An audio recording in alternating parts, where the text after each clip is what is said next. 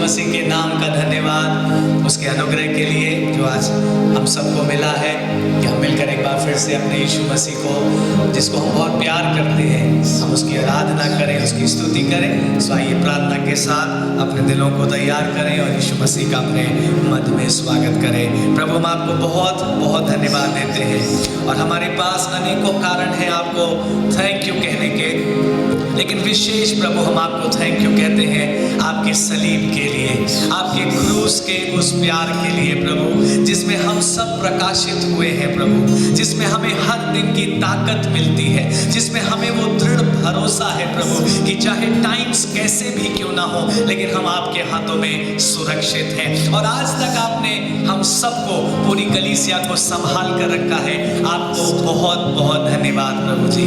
आज की आराधना आपके लिए ही अर्पण है प्रभु जी। आप इसमें महिमा पाएं, आप इसमें बहुत ऊंचे पर उठे प्रभु जी, आप इसमें हम सबको स्पर्श करें प्रभु जी, और हमारे दिलों को अपनी उपस्थिति के आनंद से आप भर दें प्रभु।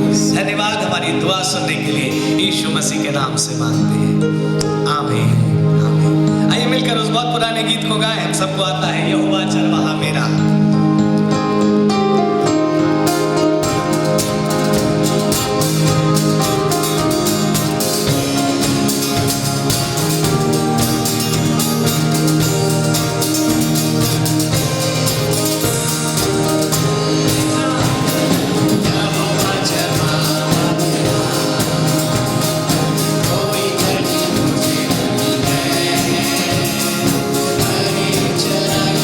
मुझे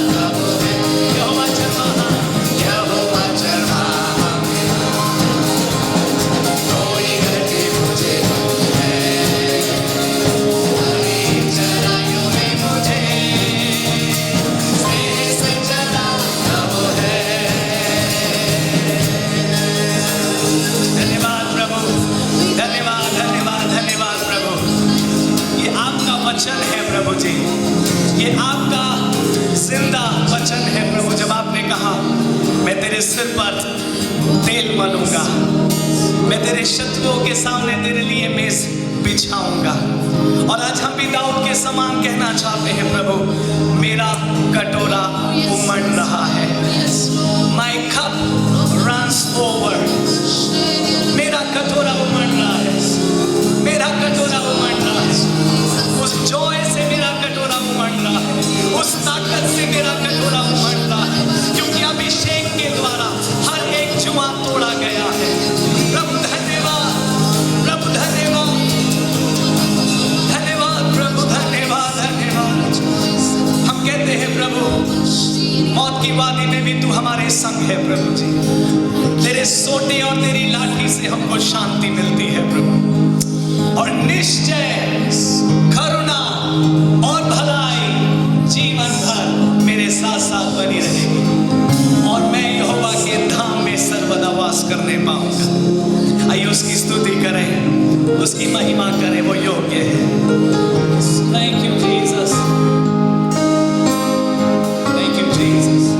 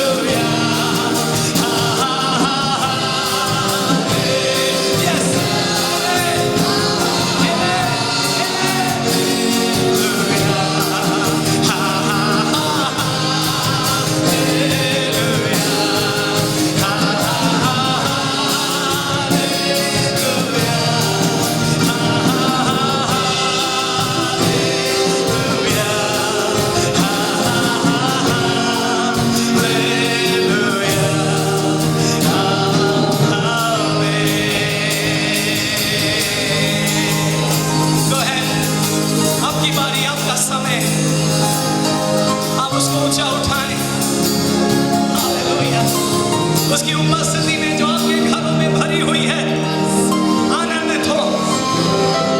hallelujah, hallelujah, hallelujah, hallelujah, hallelujah, hallelujah, hallelujah. Lift Jesus on high, lift Jesus on high. Hallelujah, hallelujah. Oh, hallelujah. Hallelujah, hallelujah, hallelujah, hallelujah. वो जो स्वर्गदूतों की महिमा है, जब उसकी तारीफ करते हैं, उसको ऊंचा उठाते हैं। Yes, we lift up, we lift up, we lift up the name of Jesus, the name that is higher than any other name. We worship, we worship, we worship you, Jesus. नाम यीशु का ऊंचा, नाम यीशु का ऊंचा, नाम यीशु का ऊंचा, यीशु नाम। मिलकर के दिल की गहराई से सब एक साथ, नाम यीशु का ऊंचा, यीशु का ऊंचा, नाम यीशु का ऊंचा, यीशु नाम।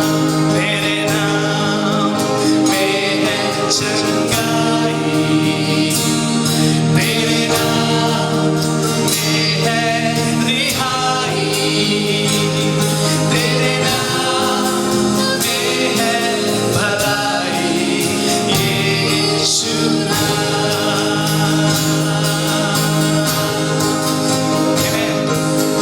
नाम यीशु का ऊंचा, नाम यीशु का ऊंचा, नाम यीशु का ऊंचा, यीशु नाम।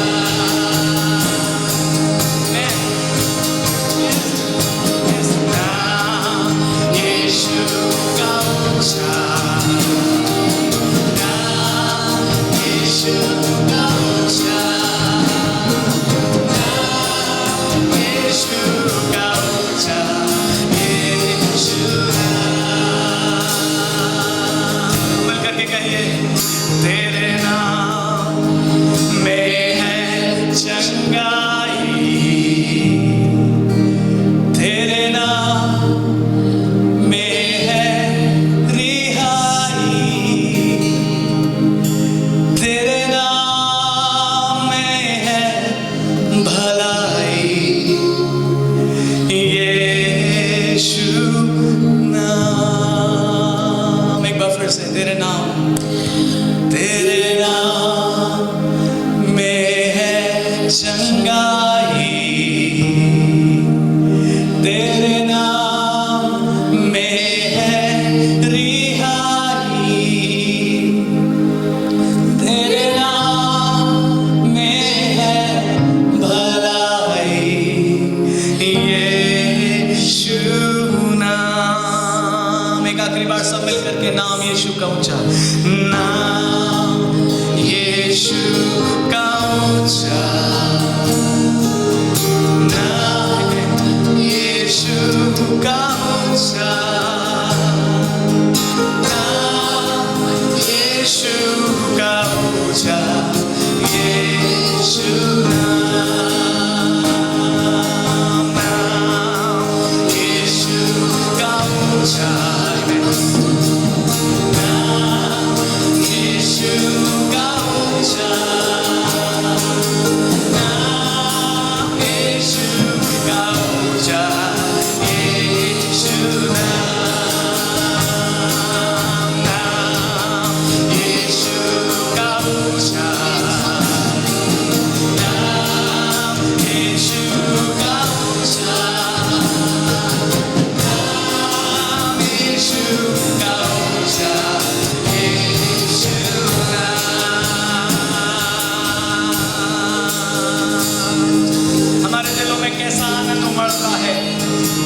हम इन साधारण शब्दों को ही दिल से कहते हैं, नाम यीशु का ऊंचा, क्योंकि सचमुच परमेश्वर ही ने उसको वो नाम दिया है जो सब नामों में ऊंचा है। और लिखा है सब प्रधानता, सब अधिकार, सब सामर्थ, सब प्रभुता के ऊपर यीशु का नाम है। सो हमारे लिए कितनी बड़ी खुशी है कि वो यीशु का नाम हमें दिया गया है, वो यीशु का नाम हमारा है। हालेलुया। अब इफिसियों 1 अध्याय उसके अंतिम पदों में पढ़कर देख सकते हैं, लिखा है परमेश्वर ने उसे सबके ऊपर ठहराकर कलीसिया को दे दिया है। Jesus belongs to us, Jesus belongs to you and to me. यीशु मसीह कलीसिया का है। आमीन। सो प्रभु को धन्यवाद, उसकी उपस्थिति में बने रहे, उसकी रोशनी हम पर चमकती रहे, उसके मुख का प्रकाश हम पर और अधिक बढ़ता चला जाए, और प्रभु के वचन की वो बात हम सबके लिए पूरी हो जाए कि धर्मी का प्रकाश उस सूरज के समान है जिसका प्रकाश सुबह से दोपहर तक बढ़ता और बढ़ता ही जाता है। काश प्रभु आपको अपनी रोशनी में बढ़ाता जाए, प्रभु आपके परिवारों को अपनी रोशनी में बढ़ाता जाए, प्रभु हमारी पूरी संपूर्ण कलीसिया को अपनी रोशनी में बढ़ाता जाए। प्रभु हम आपका धन्यवाद करते हैं। एक आखिरी बार हम कहेंगे मिलकर के नाम यीशु का ऊंचा, एक साथ मिलकर एक आवाज में, नाम यीशु का ऊंचा, नाम यीशु का ऊंचा, नाम यीशु का ऊंचा, यीशु नाम। प्रभु हम इसी आनंद में बने रहें। यस लॉर्ड, यस लॉर्ड, जीवन भर हम इसी आनंद में बने रहें। कोई भी बात, कोई भी घटना, कोई भी परिस्थिति हमारे दिलों से ये आनंद चुराने ना पाए, और हम इस आनंद से फर्दर उस ग्रेटेस्ट जॉय में ट्रांसलेट हो जाएं प्रभु, जब हम सब एक दिन आपके सामने खड़े होंगे और कहा जाएगा मेमने का ब्याह आ पहुंचा है, उसकी दुल्हन अर्थात उसकी कलीसिया ने अपने आप को तैयार कर दिया। लिखा है धन्य है वे जो उस भोज में बुलाए गए हैं। प्रभु आप इस आनंद को अपने लोगों के दिलों में, अपनी कलीसियाओं में बनाए रखें, और ये आनंद बढ़ता जाए, ये रोशनी बढ़ती जाए, और इस आनंद से प्रभु हम उस आनंद में एक दिन पहुंच जाएं जब हम अपनी इन्हीं आंखों से आपको देखेंगे प्रभु, और हम कहेंगे धन्य है हमारा प्रभु, हमारा उद्धारकर्ता, हमारा परमेश्वर। सारी महिमा सिर्फ आपको देते हुए यीशु मसीह के नाम में कहते हैं आमीन। दो सूचनाएं हम आप तक पहुंचा रहे हैं। हम आशा करते हैं पिछले सप्ताह आपने 2 डिवोशंस का आनंद उठाया होगा। 2 डिवोशंस अपलोड किए गए थे। जैसा हमने आपसे कहा भी था कि जो बात हमें प्रभु की ओर से मिलेगी, जो हमें आप तक पहुंचानी होगी, हम उसे बिना डिले के आप तक पहुंचा देंगे। इन केस आप मिस कर गए हो तो आप देख सकते हैं, अभी भी हमारे चैनल पे पिछले वीक के दोनों डिवोशंस अवेलेबल हैं। फिर आने वाले वीक में हम एक अध्ययन शुरू कर रहे हैं इन्हीं डिवोशंस में, और वो अध्ययन भजन 118 पर है, साम चैप्टर 118। ये डिवोशंस हर दिन तो नहीं आएंगे, लेकिन वीक में 2 बार या 3 बार अपलोड किए जाएंगे। टाइम वही होगा, सुबह 10 बजे। सो थोड़ी सी मेहनत करिए, रोज सुबह 10 बजे चेक कर लीजिए और आपको वो डिवोशंस मिल जाएंगे। और हम आशा करते हैं उन डिवोशन से भी आपको बहुत आशीष और ताकत मिलेगी। साथ ही दूसरा अनाउंसमेंट ये है कि क्योंकि आने वाला रविवार मंथ का पहला रविवार होगा, और जैसे हमने पिछली बार फर्स्ट संडे प्रभु भोज किया था, इस बार फिर से हम सबके पास अवसर होगा प्रभु भोज में सम्मिलित होने के लिए। सो आपके घर में जितने विश्वासी लोग हैं उनके अनुसार आप रोटी और दाखरस को अगले रविवार तैयार रखिएगा। जब आप सभा में सुबह 10 बजे बैठते हैं तो आप रोटी और दाखरस लेकर बैठें, क्योंकि सभा के बाद हम सब मिलकर के प्रभु भोज में सम्मिलित होंगे। सो प्लीज ध्यान रखें, रोटी और जूस का इंतजाम आप रखें जितने विश्वासी लोग हैं उनके अनुसार, और हम मिलकर के प्रभु भोज में सम्मिलित होंगे। अब समय है, हम परमेश्वर के वचन को सुनेंगे और आज पास्टर सैमुअल नेथन परमेश्वर के वचन को हमारे बीच में लेकर आएंगे। Hallelujah church, praise the Lord. प्रभु का धन्यवाद करते एक बार फिर से इस पवित्र दिन के लिए, और एक बार फिर से कहते हैं आज का दिन यहोवा ने बनाया है ताकि हम सब मिलकर आनंदित हो सकें और उसकी जय जयकार, उसकी स्तुति कर सकें। प्रभु के वचन से हम थोड़ी देर, परमेश्वर के वचन से हम कुछ बातों को देखेंगे। मैं अपने ही सब्जेक्ट को, जो मैंने 26 अप्रैल को प्रीच किया था, आप YouTube में जाके उसको देख सकते हैं अगर आपका मिस हो गया, उसी बात को हम आगे चलेंगे और उसी बातों में हम कुछ देखेंगे। उस दिन हम लोग ने देखा था परमेश्वर की मंदिर के विषय में, क्लेंजिंग ऑफ द चर्च। मैं एक बार फिर से कह रहा हूँ, ये वचन जो परमेश्वर ने दिया है इसको एक ताड़ना के रूप में मत लीजिएगा। परमेश्वर क्रोधित है इसलिए हमसे वचन बोला, उस रूप में प्लीज इसको मत लीजिएगा, बल्कि परमेश्वर की बड़ी मर्सी है, परमेश्वर का बड़ा अनुग्रह है कि वो हमें पहले से ही चिता रहा है, जगा रहा है कि हम चेत जाएं, फिर जाएं और उसके पीछे पीछे चलें। सो मैं विश्वास करता हूं परमेश्वर आपको बहुत अनुग्रह और बहुत आशीष देगा।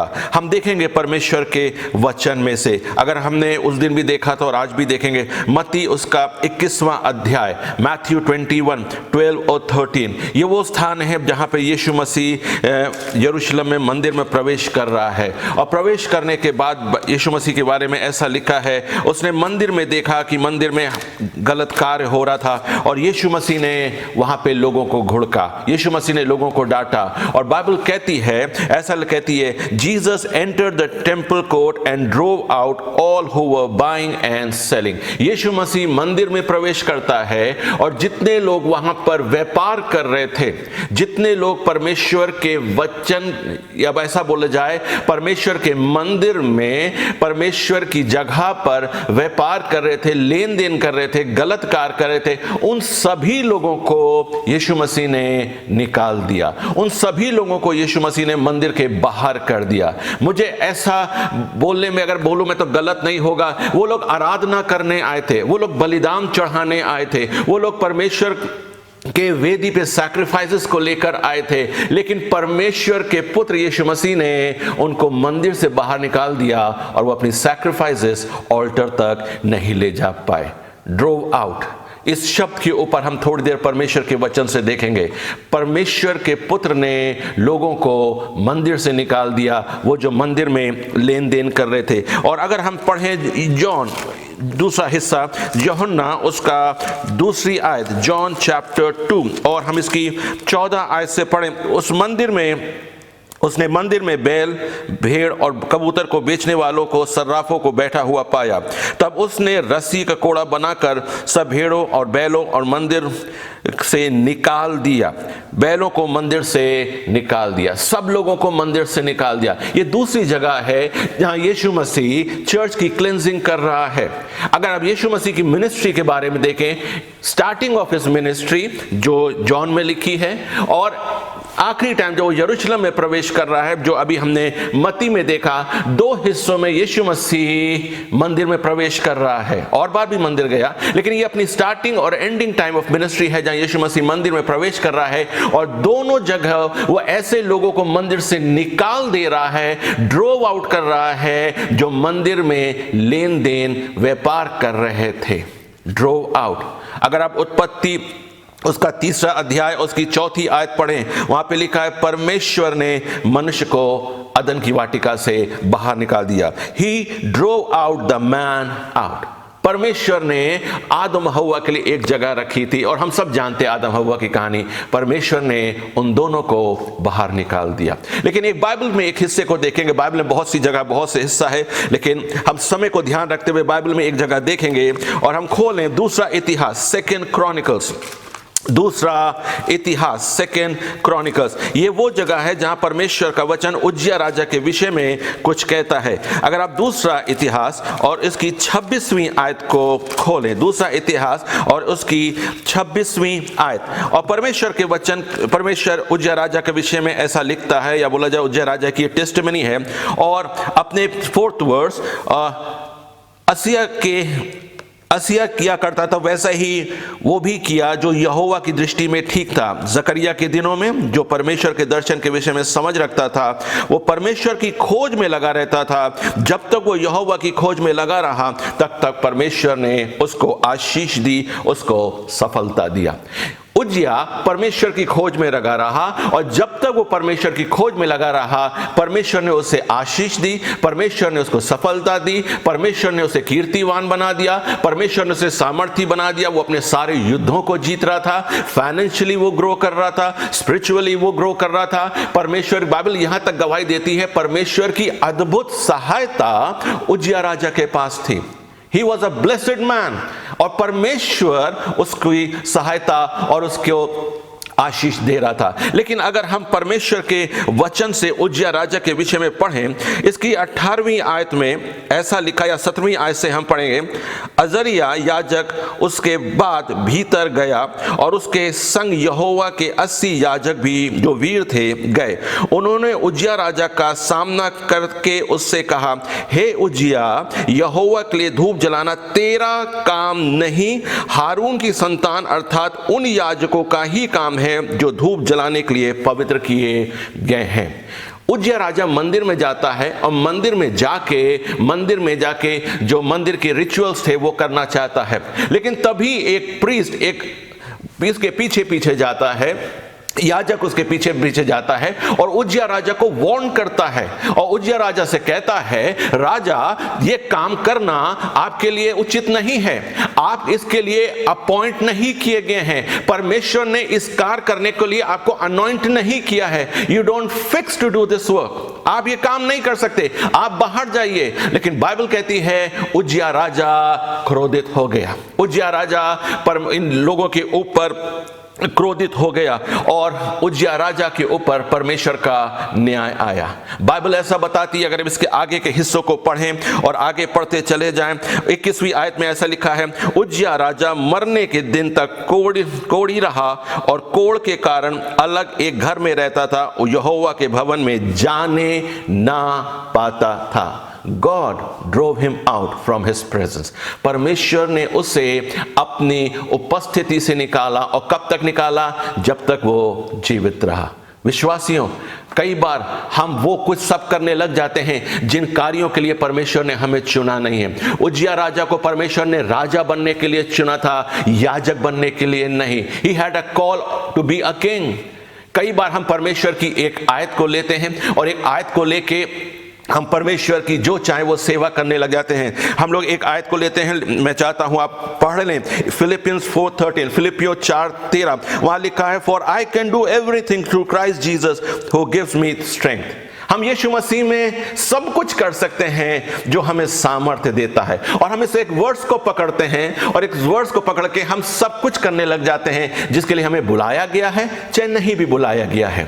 विश्वासियों, पौल हमसे कहता है, जिस बुलाहट के लिए तुम बुलाए गए हो, सिर्फ उसके योग्य चाल चलो। अगर मैं इस आयत की गंभीरता, फिलिपियों 4:13 की गंभीरता के बारे में आपसे 1 मिनट बात करूं, पौल हमसे ऐसा कह रहा है, यीशु मसीह हमें सामर्थ्य देगा, ताकत देगा कि उसमें होके हम सब कुछ कर पाएंगे। Very true.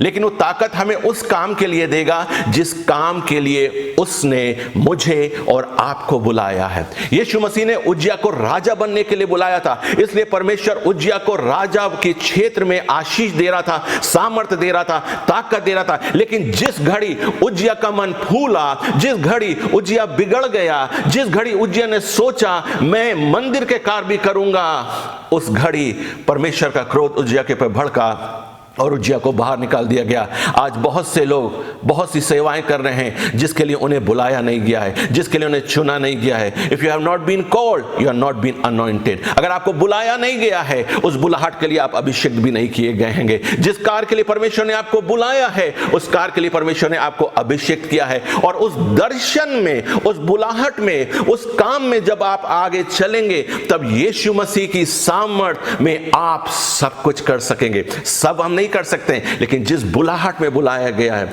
विश्वासियों, परमेश्वर के सेवकों, अपनी बुलाहट को जानिए।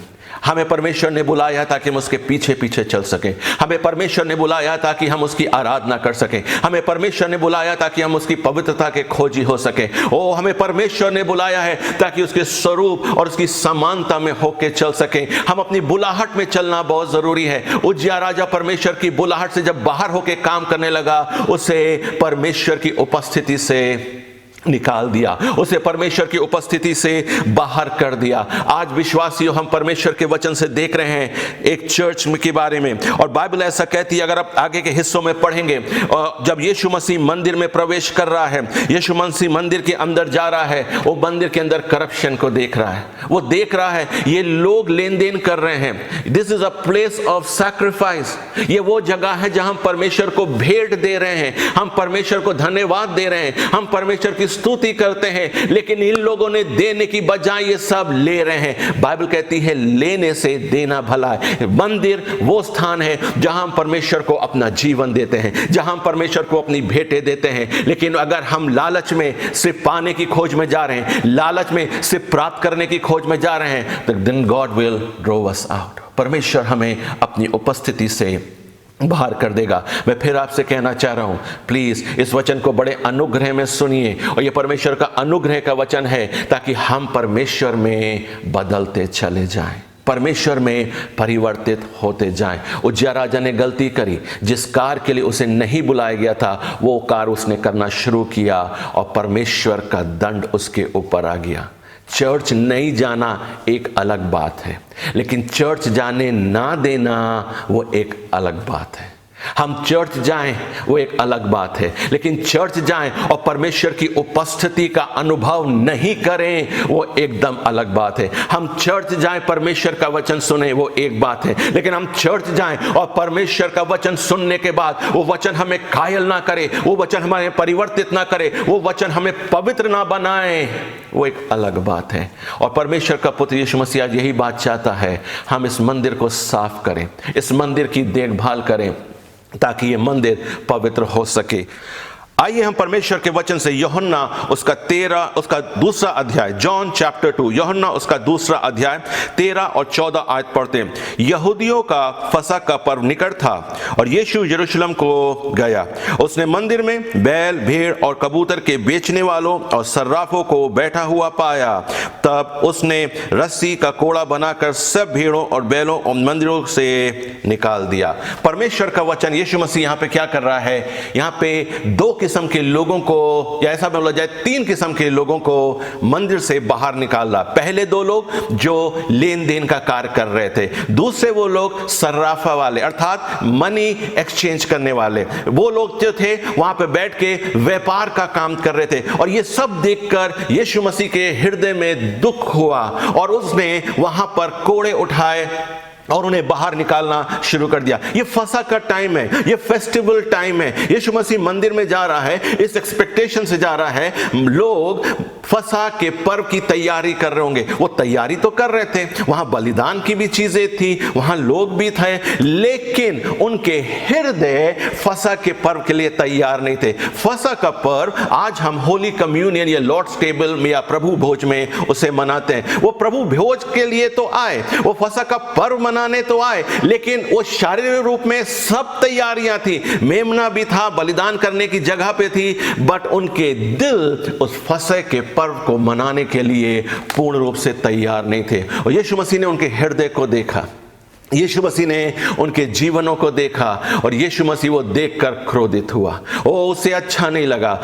यीशु ने ऐसा सोचा होगा, या मैं ऐसा सोचता हूं कि वहां पे यीशु ने देखा बहुत से लोग बहुत सी दूर दूर की जगहों से अपने काम को छोड़कर, अपने समय को निकालकर, अपना पैसा खर्च करके यरूशलेम में आए हैं ताकि परमेश्वर के फसह के पर्व को मना सके। वो पर्व तो मनाने आए हैं लेकिन हृदय से तैयार नहीं है, और परमेश्वर का वहां पर न्याय आता है। यीशु मसीह सब लोगों को जो लेन देन कर रहे थे, जो सर्राफे पे बैठे थे, उनको बाहर निकाल देता है। हमने दो जगहों से देखा यीशु मसीह की मिनिस्ट्री स्टार्टिंग पॉइंट से, जो कि यूहन्ना पे है, मिनिस्ट्री के एंड पॉइंट पे जब यीशु मसीह यरूशलेम में प्रवेश करता है पाम संडे के कुछ दिन बाद, वहाँ पे हमने देखा मत्ती 21वीं अध्याय पे दोनों जगह यीशु मसीह मंदिर को साफ कर रहा है, मंदिर की क्लेंजिंग कर रहा है। यीशु मसीह पहली जगह मत्ती में हमें दिखाता है, उसके बाद हम लोग ने देखा था कि ड्रोव आउट, निकाल दिया ऐसे लोगों को जो लेन देन कर रहे थे, जिनके मोटिव्स क्लियर नहीं थे,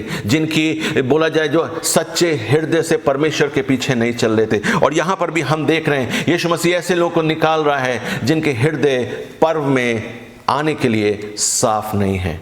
उज्जिया राजा के विषय में हमने देखा था, उसका भी हृदय में करप्ट हो गया था, उसका भी हृदय में, बाइबल कहती है उसका मन फूल गया था, बाइबल ऐसा कहती है वो बिगड़ गया था, याजकों के विरुद्ध खड़ा हो गया था। याजकों, प्रीस्ट जो परमेश्वर की ओर से अनॉइंट किए थे, या ऐसा बोला जाए परमेश्वर का वचन उज्जिया के पास पहुंचा, मंदिर के काम को मत करो। लेकिन उज्जिया ने परमेश्वर के वचन को सुनने के बाद भी इग्नोर किया, उसकी वैल्यू नहीं करी, और वो करना चाहा जिस काम के लिए उसे अभिषेक नहीं किया गया था, और उसे जीवन के अंत तक परमेश्वर के उपस्थिति में, परमेश्वर के मंदिर में प्रवेश करने को अनुमति नहीं मिली। और यहां पर भी हम देख रहे हैं लोग फसह का पर्व मनाने आए हैं, फीस्ट ऑफ पासओवर मनाने आए हैं, लेकिन ये नहीं मना पा रहे हैं, इन्हें बाहर निकाल दिया यीशु मसीह ने। कई बार हम प्रभु यीशु मसीह को बहुत हल्के में लेते हैं। कई बार हम कहते हैं Jesus is my friend, he is my body. Church, he is God. इससे पहले वो आपका मित्र है, वो प्रभु है। अगर थोड़ी देर हम परमेश्वर की महानता के बारे में कुछ बातों को देखें, आइए Psalm 29 में से कुछ बातों को हम पढ़ते हैं, कुछ वर्सेस को पढ़ते हैं, वहां देखेंगे परमेश्वर की आवाज कितनी सामर्थी है। वर्स नंबर 3, यहोवा की वाणी मेघों के ऊपर सुनाई पड़ती है, प्रतापी ईश्वर गरजता है, यहोवा घने मेघों के ऊपर रहता है। यहोवा की वाणी शक्तिशाली है, यहोवा की वाणी प्रतापमय है, यहोवा की वाणी देवदारों को तोड़ डालती है, यहोवा लबनोन के देवदारों को भी तोड़ डालता है। यहोवा की वाणी आग की लपटे को चीरती है, यहोवा की वाणी वन को हिला देती है। अगर आप यहाँ पे पढ़ेंगे, यहाँ पे परमेश्वर की आवाज के बारे में, आवाज की सामर्थ के बारे में वर्स 3 से वर्स 9 के बीच में लिखा हुआ है। यह है परमेश्वर की आवाज। परमेश्वर ने बोला और पृथ्वी बन गई। यीशु मसीह ने बोला, आंधी थम गई। This is our God. ये उसकी आवाज है। हम ऐसे परमेश्वर की आराधना करता है, जब वो बोलता है तो कुछ ना कुछ अद्भुत होता है। He is God। हम ऐसे परमेश्वर की आराधना करते हैं। अगर आप पढ़ें यशाया उसके 40वें अध्याय, उसके आगे लिखे, वहां ऐसा लिखा है, वो बित्ते से आकाश को नाप लेता है, बित्ते से आकाश को नाप लेता है, ईस्ट से वेस्ट वो एक बित्ते से नाप लेता है। बाइबल कहती है वो तराजू में पहाड़ों को तौल लेता है, वो समुद्रों को चुल्लू में ले लेता है। अगर आप इसी की 15वीं आयत इज़ाया 40:15 को पढ़ेंगे, वहां लिखा वो द्वीपों को धूल की किनके सरीखे उठा लेता है। ये है हमारा परमेश्वर। और कई बार हम अपने प्रभु को इतने हल्के में लेते हैं, कई बार हम उसके फसह के पर्व में आते हैं, लेकिन उसको इतने लाइटली लेते हैं मानो ये रोज की है। When we come in His presence, जब हम उसकी उपस्थिति में आते हैं, बड़े डरते और कांपते हुए उसकी उपस्थिति में आइए और उसकी उपस्थिति में बैठिए। बाइबल कहती है हमारा परमेश्वर सर्वव्यापी है, सर्वज्ञानी है और सर्व सामर्थी है। ओ परमेश्वर के लोगों, परमेश्वर की जब हम उपस्थिति में आते हैं, बड़ी पवित्रता के साथ, बड़ी गंभीरता के साथ जब हम आराधना में आते हैं, ओ बड़ी अपेक्षा के साथ आए कि परमेश्वर की आवाज सुनने हम जा रहे हैं। जब हम प्रभु की मेज पे बैठते हैं, जब हम प्रभु की टेबल टेबल में बैठते हैं, जब हम लॉर्ड्स टेबल में बैठते हैं, याद रखिए God seats at that table. परमेश्वर उस मेज में बैठता है और वो हमें उस मेज में बैठने की अनुमति देता है। तभी जो परमेश्वर का वचन कहता है, जो उचित रीति से परमेश्वर की मेज में शामिल होता है वो चंगाई को पाता है। ओ परमेश्वर की जब हम मेज में बैठते हैं, एक भय के साथ, एक पवित्रता के साथ, एक तैयारी के साथ जब हम परमेश्वर की मेज में बैठते हैं, परमेश्वर हमारी जरूरतों को, हमारी चंगाई को हमें देता है। विश्वासियों, जब हम परमेश्वर के मंदिर में आते हैं, बड़ी पवित्रता से आइए, क्योंकि यहोवा मनों को जांचने वाला है। वो हमारे कार्यों से पहले हमारे मन को देख लेता है कि हम आराधना में सच्चे मन से आए हैं कि नहीं आए, या हम दिखाने के लिए आए। विश्वासियों, अंत के दिन चल रहे हैं और अंत के दिन में यीशु मसीह यरूशलेम में गया। अपनी मिनिस्ट्री के एंड डेज में यीशु मसीह मंदिर में गया और उसने मंदिर की सफाई को करी, क्योंकि यीशु मसीह नहीं चाहता था लोग पाप में जीवन जिए। आज भी परमेश्वर का पुत्र नहीं चाहता है हम और आप पाप में जीवन जिए। हम यीशु मसीह हमारा सर्व सामर्थी परमेश्वर है। अगर आप प्रकाशित वाक्य पढ़ें, वह ऐसा परमेश्वर है जिसके आगे 2400 प्राचीन दंडवत करते हैं। ओ स्वर्गदूत उसकी जय जयकार और स्तुति करते हैं, कहते हैं पवित्र पवित्र सेनाओं की यहोवा की जय जयकार हो। ओ हालेलुया। हम ऐसे जीवित परमेश्वर की आराधना करते हैं जो अद्भुत है, दयालु है और हमारे हर पाप को क्षमा करने वाला है। आज जरूरी है हम अपने जीवन को जांचें, अपने जीवन में देखें, क्या मैं अपनी बुलाहट को पूरा कर रहा हूं, या जिस बुलाहट के लिए परमेश्वर ने हमें नहीं बुलाया है मैं वो सारे कार्य कर रहा हूं। अपने जीवन को जांचें, क्या मैं प्रभु की मेज में शामिल जब हो रहा हूं, एक बड़े भय के साथ, एक तैयारी के संग शामिल हो रहा हूं कि नहीं हो रहा हूं। क्योंकि अगर हम तैयारी के संग परमेश्वर के मंदिर में आएंगे तब परमेश्वर हमें निकालेगा नहीं, लेकिन परमेश्वर हमें अपने करीब बुलाएगा और परमेश्वर हमें आशीषित करेगा। परमेश्वर हमारी सैक्रिफाइसेस को एक्सेप्ट करेगा और हमारी प्रार्थनाओं के उत्तरों को रिलीज करेगा, और हम बड़ी जय जयकार की ध्वनि के साथ, बड़े आनंद के साथ परमेश्वर की महिमा करेंगे। मैं चाहूंगा हर एक जन अपनी आंखों को बंद करे, हर एक जन अपनी आंखों को बंद करे और अपने जीवन में एक बार फिर जांचे, क्या मैं बड़ी तैयारी के साथ आज परमेश्वर के वचन को सुनने के लिए बैठा हूं? क्या मैं इस विश्वास से बैठा हूं कि परमेश्वर मुझसे बातें करेगा और मेरा जीवन बदल जाएगा? क्या मैं परमेश्वर में परिवर्तित होने के लिए, या ऐसा बोला जाए परमेश्वर जिस बात के लिए मुझे बदलना चाहता है या मेरे जीवन में परिवर्तन लाना चाहना है, क्या मैं उस परिवर्तन के लिए तैयार हूं? अपने जीवन को जांचें, अपने जीवन को परखें, क्योंकि अगर हम पवित्रता के साथ मंदिर में प्रवेश नहीं करेंगे, अगर हम लेन देन की भावना से मंदिर में आएंगे, अगर हम अपने स्वयं के लाभ के लिए मंदिर में आएंगे, तो परमेश्वर का पुत्र हमें मंदिर से निकाल देगा। लेकिन वहीं पे अगर हम परमेश्वर की आराधना आत्मा की सच्चाई से करेंगे, परमेश्वर से प्रेम करेंगे, तो परमेश्वर हमें गले से भी लगाएगा। अपने जीवन को जांचें। अगर आपको लगता है आपके जीवन में किसी प्रकार का पाप पाया जाता है, तो आज प्रभु यीशु मसीह को पुकारें। यीशु मसीह बोले, यीशु मसीह मेरे जीवन को शुद्ध कर, मेरे जीवन की कमियों को दूर कर, ताकि मैं आपके वचन के आधार पर आपकी आराधना कर सकूं।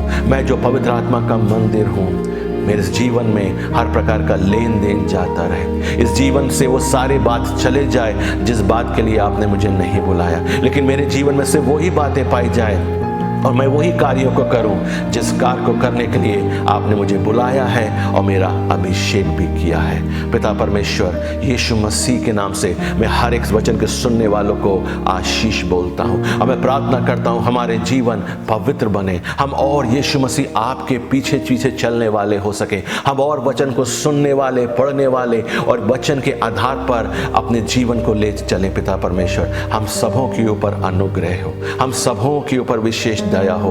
इन अंतिम दिनों में भी हम अपने विश्वास में बलवंत रहें, हम किसी प्रकार की गलत लेन देन में ना चले जाएं, हम कॉम्प्रोमाइज में अपने जीवन को ना जिए, लेकिन एक पवित्रता के साथ और बड़े भय के साथ यीशु मसीह हम आपके साथ चलने वाले हो सके। हर एक वचन के सुनने वाले को बहुतायत की आशीष दे। प्रार्थना यीशु मसीह के नाम से मांग लेते हैं, आमीन। आइए हम प्रार्थना करें। अनुग्रहकारी दयालु प्रेमी पिता परमेश्वर, धन्यवाद देते हैं आपके अनुग्रह के लिए। आपने अनुग्रह दिया कि हम आपकी मिलकर आराधना और परस्तिश करने पाएं। आपके वचन के लिए भी हम धन्यवाद देते हैं प्रभु, अपने वचन के द्वारा एक एक को आशीष दी। इस समय विशेष रीति से प्रार्थना कर रहे हैं तमाम कलीसिया के लोगों के लिए, उनके परिवारजनों के लिए, और वे जो हमारे साथ इस माध्यम से जुड़े हुए हैं प्रभु। अगर कोई भी किसी प्रकार की समस्या में या दुख में या परेशानी में है प्रभु, हम प्रार्थना करते हैं उनके ऊपर अनुग्रह करें। जितने बीमार हैं प्रभु यीशु मसीह नासरी के नाम से उनको पूरी चंगाई मिल जाए, घटी कमी आपके अनुग्रह से पूरी होने पाए, समस्याओं का हल मिलने पाए। जो भी उनकी आवश्यकता है प्रभु आप बेहतर जानते हैं, आपके अनुग्रह से सबको मिलने पाए। इस समय प्रार्थना कर रहे प्रभु इस महामारी के लिए जो हमारे देश में बल्कि तमाम देशों के अंदर फैली पड़ी है। हम प्रार्थना करते प्रभु आप अनुग्रह करें और जल्द से जल्द ये महामारी रुक जाए। प्रभु जो पीड़ित हैं, बीमार हैं इस महामारी के कारण, आप उन पर दया करें, उनको जीवन दान दें, जल्द वो चंगे होने पाए। जो लोग सेवा में लगे हुए प्रभु उनकी सुरक्षा करें और उनको भी अपने अनुग्रह में सेवा करने का अनुग्रह मिलते रहे। पिता परमेश्वर सारी विनती को सुनने के लिए और ग्रहण करने के लिए आपका धन्यवाद करते हैं। हर एक को बड़ी आशीष दे।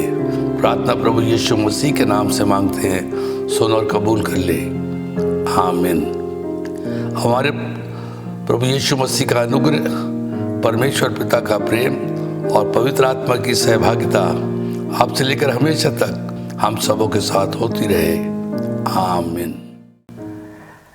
एक स्पेशल अनाउंसमेंट हम आप तक पहुंचा रहे हैं और ये बहुत खुशी की बात है कि आज हमारे सीनियर पास्टर साहब का 77वां बर्थडे है और हम प्रभु को धन्यवाद देते हैं कि परमेश्वर ने उनको हमारे बीच में रखा और प्रभु ने उन्हें हमारे लिए एक आशीष का कारण बनाया और इतने वर्ष प्रभु ने उनकी हर तरीके से मदद और अगुवाई करी। और आज हम आपसे रिक्वेस्ट करेंगे कि आप अपने पास्टर साहब के लिए प्रार्थना करें, उनकी अच्छी हेल्थ के लिए दुआ करें, उनके लिए और लंबी आयु मांगें और परमेश्वर के अनुग्रह को, परमेश्वर के अभिषेक को आप उनके लिए मांगें।